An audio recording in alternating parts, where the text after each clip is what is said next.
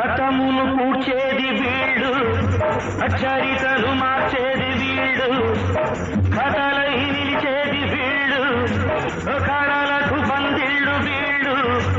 వీళ్ళేనో నేటి మొనగాళ్ళు, చెలిమికెప్పుడు చటగాళ్ళు, చెడుపుకెప్పుడు పగవాళ్ళు. వీళ్ళ వయసు నూరేళ్ళు, నూరేళ్లకు కుర్రాళ్ళు. ఆటగాళ్ళు పాటగాళ్ళు, అందమైన వేటగాళ్ళు, హద్దులేని లేని వాళ్ళు, ఆవేశం ఉన్నవాళ్ళు.